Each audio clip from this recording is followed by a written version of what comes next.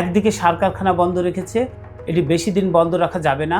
অন্যদিকে সর্বোচ্চ চেষ্টা করেও বিদ্যুৎ কেন্দ্রে গ্যাস সরবরাহ করতে পেরেছে মাত্র 85 কোটি ঘনফুট গ্যাস। 3 পার্বত্য জেলা সাগরভাগে নিশ্চিত গ্যাস আছে। এসব গ্যাস তোলার বাস্তবসম্মত কোনো পদক্ষেপ নেই।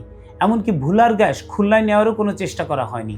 আর বরিশাল থেকে শরীয়তপুর, পাবনা হয়ে চাঁপাইনবাবগঞ্জ পর্যন্ত এই যে নতুন যে বেসিনটি, বেঙ্গল বেসিন, এইখানেও গ্যাসের বড় ধরনের আধার রয়েছে বলে মনে করা হচ্ছে। এই বেসিনে ভুলায় গ্যাস পাওয়া গেছে। এখন শরীয়তপুর ও পাবনার মুবারকপুরে কূপ খনন করে সেখানে গ্যাস পাওয়া যায় নাই। আর গ্যাস না পাওয়ার ফলে এরপরে আর এই অঞ্চলে গ্যাস খনন করার এবং অনুসন্ধান করার চেষ্টাও করেনি।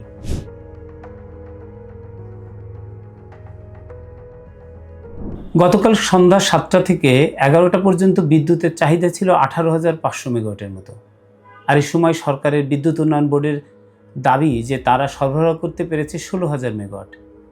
মাত্র 2,500 মেগাওয়াটের জন্য সারা দেশে যে লোডশেডিং হওয়ার কথা, বাস্তবে তা থেকে অনেক বেশি লোডশেডিংয়ের অভিযোগ আসছে। রাজধানী ঢাকাবাসী কয়েক বছরের মধ্যে সর্বোচ্চ লোডশেডিংয়ের মুখোমুখি হয়েছে গতকাল রাতে। রাত 11টা থেকে ভোর অবধি রাজধানীর বিভিন্ন স্থানে ঘন্টার পর ঘন্টা লোডশেডিং ছিল। যে লোডশেডিং প্রায় বিদায় নিয়েছিল, সেটি কেন ফিরে এলো? এর সহজ কারণ জ্বালানির অভাব। দেশে প্রায় 29,000 মেগাওয়াট বিদ্যুৎ কেন্দ্র রয়েছে। এর মধ্যে সব থেকে কম দামে উৎপাদন হয় গ্যাস ভিত্তিক কেন্দ্র থেকে। সেই গ্যাস ভিত্তিক কেন্দ্র রয়েছে দেশে 11,235 মেগাওয়াটের মতো সক্ষমতা। বর্তমানে গড়ে এখান থেকে আসছে মাত্র 3500 মেগাওয়াট। 7,500 মেগাওয়াটের মতো বিদ্যুৎ উৎপাদন করা যাচ্ছে না গ্যাস ভিত্তিক কেন্দ্র থেকে, কারণ গ্যাস নেই। আগে গ্যাস ভিত্তিক কেন্দ্রগুলোতে গড়ে দৈনিক 100 কোটি ঘনফুট গ্যাস সরবরাহ করা সম্ভব হতো। এটি নেমে এসেছে 82 থেকে 83 কোটি ঘনফুটে। দেশের দুটি ভাসমান এলএনজি টার্মিনালের একটি সম্প্রতি দুর্ঘটনা পড়ায় গ্যাস সরবরাহ বন্ধ হয়ে গেছে দৈনিক 55 কোটি ঘনফুট। সেটি সম্প্রতি চালু হচ্ছে, কিন্তু তারপরেও বিদ্যুতের অবস্থা বা বিদ্যুতের উন্নতি হয় নাই। দেশের 29,000 মেগাওয়াট সক্ষমতার মধ্যে তেল ভিত্তিক উৎপাদন বা তেল দিয়ে উৎপাদন করে এমন বিদ্যুতের খরচ সবচেয়ে বেশি পড়ে। এরপর কয়লা, আর সব থেকে কম খরচ হয় গ্যাস থেকে। যদিও সৌরবিদ্যুতের কেন্দ্রের খরচ এখন পর্যন্ত অনেক বেশি, কিন্তু মোট বিদ্যুতের তুলনায় সৌরবিদ্যুতের উৎপাদন 1% নিচে হয়, এটি কোনো সংকট তৈরি করছে না। 12 আগস্টে পিডিবির জ্বালানি ব্যয় মূল্যায়ন করে দেখা গেছে যে গ্যাস ভিত্তিক কেন্দ্রে জ্বালানির খরচ ছিল ইউনিট প্রতি 3 টাকা 58 পয়সা। কয়লা ভিত্তিক কেন্দ্রে জ্বালানি ব্যয় ছিল সেটি 6 টাকা 72 পয়সা, আর 18 টাকা 73 পয়সা ছিল তেল ভিত্তিক কেন্দ্রের উৎপাদন ব্যয়। অর্থাৎ তেল থেকে আপনি যত বেশি বিদ্যুৎ উৎপাদন করবেন, ব্যয় তত বাড়বে। এই কারণে বিদ্যুৎ বিভাগের চেষ্টাই থাকে গ্যাস ভিত্তিক কেন্দ্রগুলো বেশি চালানো। বিদ্যুতের ভয়াবহ লোডশেডিং কিছুটা কমবে, কারণ গ্যাসের সরবরাহ এর মধ্যে বাড়বে, তবে খুব বেশি বাড়াতে পারবে না, কারণ সার কারখানাগুলো বেশি দিন বন্ধ রাখা যাবে না। কারণ আপনারা জানেন ইতিমধ্যে 4টি সার কারখানা বন্ধ রাখা হয়েছে। যদি সার কারখানা দীর্ঘদিন বন্ধ থাকে, কৃষি উৎপাদনে ধস নামবে। আমাদের দেশের ইউরিয়া সার বানানো হয় মূলত গ্যাস থেকে। বিদ্যুতের এই দুর্দশার অবস্থার মূলেই আছে আসলে জ্বালানির অভাব। যেহেতু আমরা কম দামে বিদ্যুৎ উৎপাদনের জন্য গ্যাসের উপরে নির্ভর করি, তাহলে আমাদের গ্যাসের অবস্থাটা একটু বোঝা দরকার। দেশে বর্তমানে 270 কোটি ঘনফুট গ্যাস সরবরাহ করে থাকে পেট্রোবাংলা, আর প্রকৃত চাহিদা কিন্তু রয়েছে 350 কোটি ঘনফুটের বেশি। আর সেখানেই সরবরাহ করা হয় 270 কোটি ঘনফুট।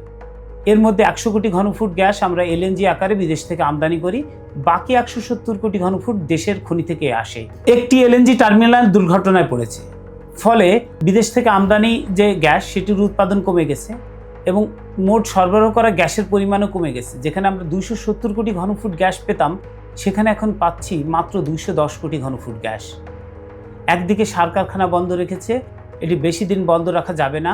অন্যদিকে সর্বোচ্চ চেষ্টা করেও বিদ্যুৎ কেন্দ্রে গ্যাস সরবরাহ করতে পেরেছে মাত্র 85 কোটি ঘনফুট গ্যাস। সাগরে দুটি এলএনজি টার্মিনাল যদি সর্বোচ্চ সক্ষমতাও চলে, তাহলেও মেরে কোটে এটি খুব বেশি বাড়বে না, কারণ দেশীয় গ্যাস প্রতিদিনই কমছে।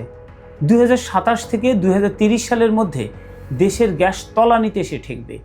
এই সময় সামাল দেওয়া কোনোভাবেই কোনো সরকারের পক্ষে সম্ভব হবে না। কলকারখানা, বিদ্যুৎ কেন্দ্র, সার কারখানা সব বন্ধ হয়ে যাবে। 24 ঘন্টার মধ্যে বিদ্যুতের দেখা মিলবে খুব কম সময়। হ্যাঁ, ছিল। দেশের মাত্র 10 ভাগ এলাকায় অনুসন্ধানের আওতায় এসেছে, 90 ভাগ এলাকা অনুসন্ধান করা যায়নি। বিশেষজ্ঞরা বলছেন বেঙ্গল বেসিন বা বদ্বীপ এলাকায় ত্রিমাত্রিক জরিপ বলছে সমতলে প্রচুর পরিমাণ গ্যাস রয়েছে। 3 পার্বত্য জেলা সাগরভাগে নিশ্চিত গ্যাস আছে। এসব গ্যাস তোলার বাস্তবসম্মত কোনো পদক্ষেপ নেই। এমনকি ভুলার গ্যাস খুলনায় নেওয়ারও কোনো চেষ্টা করা হয়নি। অথচ খুলনা থেকে সিরাজগঞ্জ হয়ে ঢাকা পর্যন্ত গ্যাসের পাইপলাইন আছে। যদি ভোলার গ্যাস খুলনায় নেওয়া যেত, সেখানে বন্ধ থাকা 800 মেগাওয়াট কেন্দ্রটি চালু করা যেত। ভেড়ামারা ও সিরাজগঞ্জের গ্যাস ভিত্তিক কেন্দ্রগুলো গ্যাস দেওয়া গেলে ঢাকার উপর চাপ কমানো যেত। বাস্তবে তা হয়নি। সারা দুনিয়ার তেল গ্যাসের মজুদের বিষয়ে যুক্তরাষ্ট্রের ভূতাত্ত্বিক জরিপ সংস্থা USGS তথ্য প্রকাশ করে থাকে। দুনিয়াতে এই সংস্থার তথ্যকে খুব গুরুত্ব দিয়ে দেখা হয়। USGS এর মতে বাংলাদেশে আবিষ্কার হয়নি বা অনাবিষ্কৃত গ্যাস মজুদ আছে 32 ট্রিলিয়ন ঘনফিট। নরওয়ের সরকারি সংস্থা নরওয়েজিয়ান পেট্রোলিয়াম ডিরেক্টরেট ও বাংলাদেশ সরকারের প্রতিষ্ঠান হাইড্রোকার্বন ইউনিটের সমীক্ষার তথ্য মতে দেশে অনাবিষ্কৃত গ্যাসের মজুদ আছে 42 TCF। ডেনমার্ক ভিত্তিক তেল গ্যাস পরামর্শক প্রতিষ্ঠান র্যাম্বল এক সমীক্ষায় বলেছে বাংলাদেশে 34 TCF গ্যাসের মজুদ রয়েছে। যুক্তরাষ্ট্রের আরেকটি প্রতিষ্ঠান গুস্তাভান অ্যাসোসিয়েট বলেছে যে 34 TCF গ্যাস পাওয়া যাবে এমন সম্ভাবনা আছে 92%। এসব প্রতিষ্ঠান তেল গ্যাসের বিষয়ে দুনিয়া জুড়ে খ্যাতি রয়েছে। এই পরিমাণ গ্যাস দিয়ে অনায়াসে অন্তত 30 বছর চলতে পারত বাংলাদেশ। কিন্তু এই গ্যাস অনুসন্ধানে দেশের কোনো সরকার কাজ করেনি। দেশের মজুদ গ্যাস বা আবিষ্কৃত গ্যাস কমে গেছে। এখন LNG ছাড়া তো শর্ট টার্মে কোনো উপায় নেই। অনুসন্ধান কাজ দীর্ঘমেয়াদী, তারপর কূপ খনন করতে হয়, পাইপলাইন নির্মাণ করতে হয়, তারপর ফিডে গ্যাস আসে। এটি অনেক সময়ের ব্যাপার। বাংলাদেশের হাতে এত সময় নেই। যদি দ্রুত সংকটের সমাধান করতে হয় তাহলে এই মুহূর্তে সুনেত্র কূপ খনন করতে পারে সরকার। সেখানে মাত্র একটি কূপ খনন করার পরে গ্যাস না পাওয়ায় পেট্রোবাংলা আসলে সেখানে হাল ছেড়ে দিয়েছে। অথচ বিশেষজ্ঞরা বলছেন বিরল ব্যতিক্রম না হলে সুনেত্র থেকে গ্যাস না পাওয়ার কোনো কারণ নেই।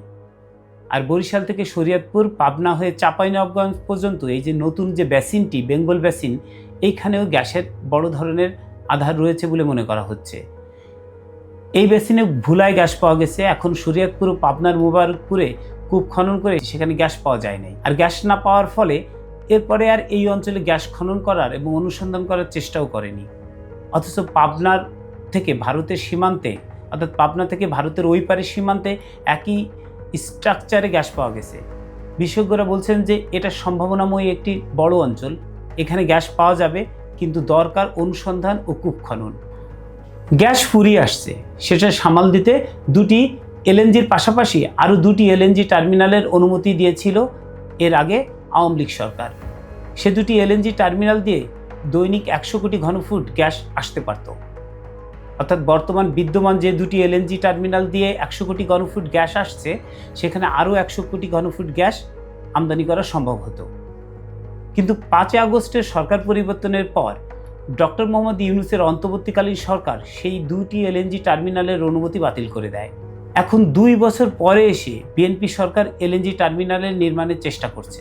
কিন্তু LNG টার্মিনালের সাথে পাইপলাইন সহ অন্যান্য কাজ করতেই সময় লাগে দীর্ঘ, কারণ এখানে ভূমি অধিগ্রহণের ব্যাপার রয়েছে।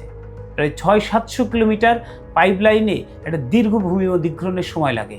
ফলে বিএনপি চাইলেও সহসাই LNG টার্মিনাল স্থাপন করতে পারবে না এবং LNG টার্মিনাল স্থাপন করে সেখান থেকে গ্যাস আনতে পারবে না। এর মানে আপনার কাছে যদি বিলিয়ন বিলিয়ন ডলারও থাকে রিজার্ভে, তারপরে আপনি অন্ধকারে থাকবেন, কারণ আপনার জ্বালানি নেই। আর জ্বালানির সমাধান চটজলদি করা যায় না, এর জন্য দীর্ঘমেয়াদী প্ল্যান করতে হয়। বিএনপি 2027 সালে এবং তার পরবর্তী সময়গুলোতে অনেক বড় সংকটে পড়তে যাচ্ছে। এখনকার সংকট LNG টার্মিনালের দুর্ঘটনার কারণে, সেটি কেটে গেলে হয়তো সরকার সামলে উঠবে। কিন্তু আগামী 3 বছরের মধ্যে যে সংকট হতে যাচ্ছে তা কীভাবে মোকাবেলা করবে সরকার, সেটা এখন আমাদের কাছে পরিষ্কার না।